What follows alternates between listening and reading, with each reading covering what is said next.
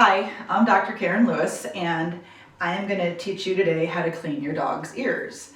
And I'm going to show you on a dog whose ears I've never cleaned before, so this will be a pretty real life example, because I do have a golden retriever I could show it to you on, and she would clean her own ears if I asked her. So we're going to make this the little more advanced level stuff, which is probably what you're dealing with at home when you clean your dog's ears. So the first thing you want to do is set yourself up for success.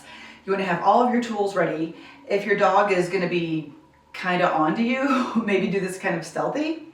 Most important thing I have off to the side here, I have a TREAT that is very delicious that she's going to get afterwards, so she knows that she was a good girl. This is Bella Boo.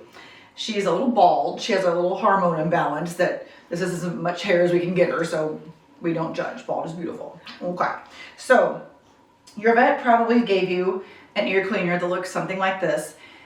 If you don't have an ear cleaner from your vet, there are some good ones you can get in the pet store. If your dog has never had ear trouble before, you don't really need to clean their ears. And I can explain why a little bit more after we do this. But you're probably like, hey, lady, get cleaning. So first thing you want to do is, when you first get it, make sure there's no seal inside here, because I've had that happen to people. Their ears aren't getting any better and they wonder why. So the number one rule of ear cleaning is you cannot use too much. So we are going to dump this down her ear until it's pretty much running down the side of her head. The ear canal has this L shape to it, so if we don't use enough, what happens is it just kind of goes on that first part, and then that bottom part of the L, which is where all the action is, the stuff never gets to. So I usually do kind of both ears at a time. If you're only cleaning one ear because the other ear is fine, that works too. I know Bella Boo. She's tired of me yammering. So now Bella Boo has ears that stick up. Dogs with floppy ears, the same thing applies. I usually just flop the ear back. I'm not sure if hers will do this. Like that. You don't want to go like pull it back, because that actually can kind of close that canal. The canal is round. And we pull the ear back too tight, it kind of makes that round into a slit, and it makes it hard to get all the stuff in. I love you too, Bella Boo. So you're such a good girl. I know. If she kisses me, I won't clean her ears. So I'm going to dump this in. I know she acts like it's fire. It really isn't. She's being dramatic, but this is probably what you're dealing with at home too. So I'm going to dump this in until it runs down the side of her head. And then I rub, rub, rub.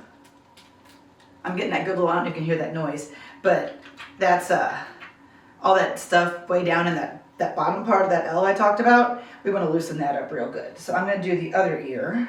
And her ears stick up pretty good, so I'm going to do this more casual. Oh, Bella Boo, okay. We need a treat. Bella Boo, want a treat? She always takes a treat. Yeah? Am I not terrible? Okay, I'm so sorry. So, again, this may be how your dog acts at home too, so the struggle is real. So, what I'm doing is I'm rub-a-dub-a-dub-a-dub. I loosen up both the junk in both ears real good. And then the most important step, believe it or not, is letting them get a really good head shake afterwards.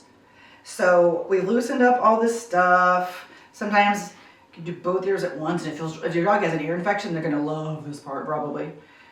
Oh yeah, rub, rub, rub. And then, want a shaky?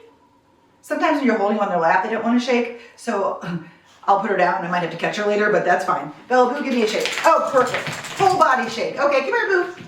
And if you have a treat, guess what? She always comes back.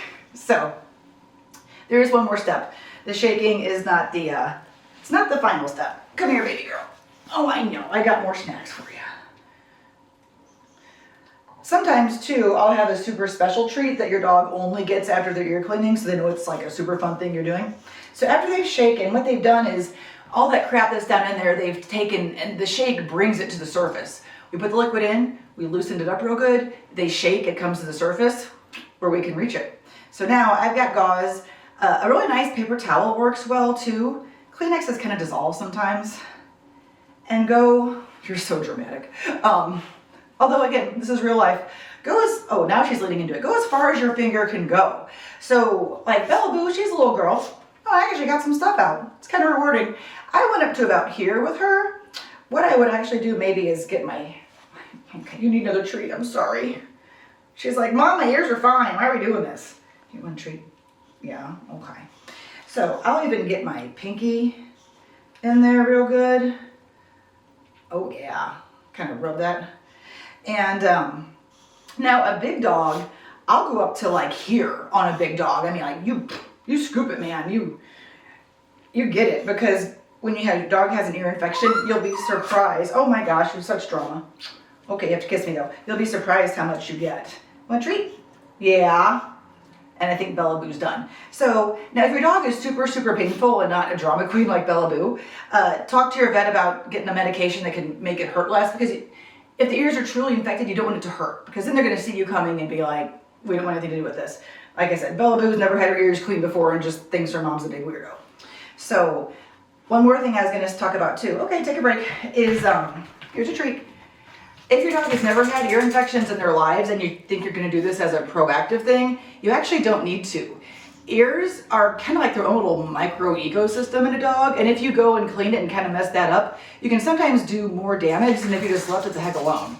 Now, if your dog is a chronic ear infection dog, or you don't know if they are, then have your vet tell you, then that's the dog that you definitely want to be cleaning every week, every couple weeks, whatever your vet suggests. But I could have shown you on my golden retriever, and maybe I'll do another video of that because she's the easy one. But like I said, I wanted to show you a more real life example of what it's like and how the struggle is real, even if you're a vet.